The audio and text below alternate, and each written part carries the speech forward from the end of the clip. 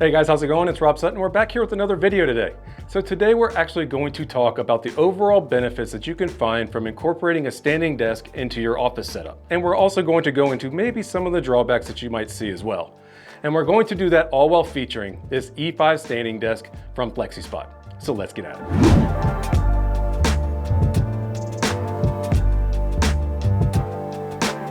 So there are 5 key benefits that I see by incorporating a standing desk into your workflow. And what I'll do is actually provide the links to the studies down in the description below so you can read those for yourself as well. So let's go ahead and get into those benefits. First off, and it's kind of an obvious one, you are going to burn more calories standing up than you will be sitting down all week long. And in recent studies, they found that you burn on average about 1,000 more calories a week using a standing desk versus sitting down all day.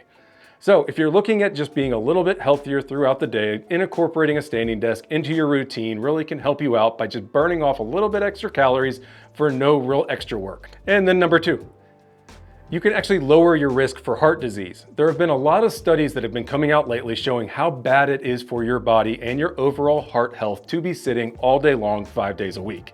So by incorporating a standing desk into your routine, you can actually reduce your risk for heart disease pretty significantly depending on which study you read. There have been some recent studies that suggest that you are at risk by 145% more for heart disease if you are sitting all day long. So having a standing desk in your office can actually reduce that risk and promote better heart health. And number 3, you can actually reduce neck and lower back pain. Sitting all day long is really stressful for your neck and your lower back. So standing throughout the day, you can actually reduce some of that. And some studies have seen after 4 weeks of using a standing desk, your actual improvement for neck and lower back pain is about 54%. So it's something to think about if you're someone like me who actually has lower disc pain issues. Of using a desk like this actually can reduce your pain over the course of the workday. And then the 4th thing, and this is actually kind of a personal favorite of mine because it works out really well, it can reduce boredom and work fatigue. And what I mean by that is there are days if I'm sitting in my chair for over an hour doing the same task over and over again, it gets really mundane and boring, and I can find that my motivation to complete tasks actually goes down. So by standing some throughout the day and changing my environment that I'm working in, I actually find that I'm more motivated and get more accomplished throughout the day. So if you're someone like me that finds yourself getting really bored throughout the day just because you're sitting all day long, incorporating a standing desk can really kind of motivate you to changing that environment and getting more done. And then the 5th one, which is actually a really big deal to me, is that it actually increases blood flow and reduces the risk for blood clots. I actually had a really significant injury to my left leg, so I'm at risk for clots and already have blood flow issues to begin with. And even if I'm on an airplane, I have to get up every hour and walk around because of that risk.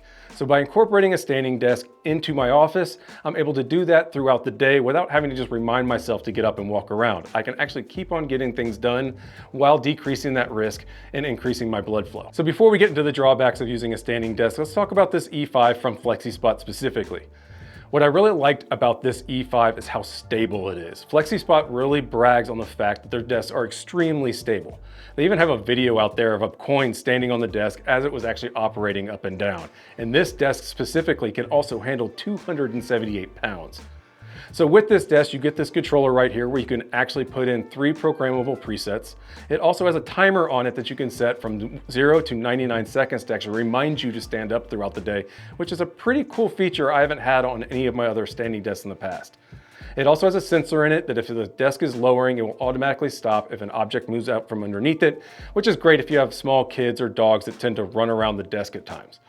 This is a dual motor setup that is extremely quiet and smooth operating. This desk also has an adjustable height range of 24.4 inches all the way to 50 inches. And what this means is that it can accommodate people's heights from 4'6" all the way up to 6'7". That really works out well for me because I'm 6'2" and I'm not even tapping this desk out. And what you will notice is even when you put this desk at its extreme height, it's still incredibly stable to work on, which is a great feature of a standing desk when you want to use it a lot in the standing position.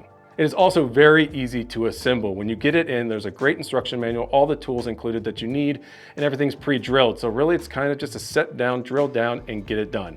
I had this desk assembled very quickly, even having to move the camera around to capture some of the experience. So with the E5, they also sent in their cable management tray, their desk shelf, and their dual arm monitor setup. The cable management tray is great to have because you really need to tuck all of the wires that you're using for your computer setup up underneath the desk. There's nothing worse than pulling up a desk to standing height and seeing nothing but wires dangling down. So that tray works out really well to tuck all those wires up underneath and keep them out of sight. The dual monitor arm is a very stable dual monitor setup that is easy to move around and set the monitors exactly where you need them. You can even twist them to go vertical or freely move them around throughout your day depending on what you're working on. The desk shelf is also a nice addition. If you have to have a lot of things on your desk, it gives you just an extra layer of storage that you can put your laptops and other accessories and keep them out of the way on the desk. Now, if you're needing to hold even more weight, you can up to the E7, which will actually hold up to 355 pounds. And I'll go ahead and link them down in the description below as well, so you can go through the website and see how you can configure a desk for your exact needs. All right, so now that we've talked about the E5 and the benefits, what about the downsides of actually using a standing desk in your office setup? And the first one, you can actually get knee and foot pain. Just like you can get lower back pain and neck pain when you're sitting for too long, you can get knee and foot pain when you've been standing in one spot for too long. So it's a good idea to get moving around a little bit or go to a sitting position for a little while to make sure that you're not just standing stagnant in one place all the time. And number two, there are certain tasks that just aren't as good standing up. If you're working on some kind of creative project that's really detail-oriented, it's not as easy to do standing. So it's better to sit in those situations than it is to stand. So if you're working on those kind of projects for a long time throughout the day, you might just need to remind yourself to get up and stand up and walk around a little bit, because it's going to be easier to do some of those tasks while in the seated position. So guys, I want to hear what you think. Are you using a standing desk in your setup at your office?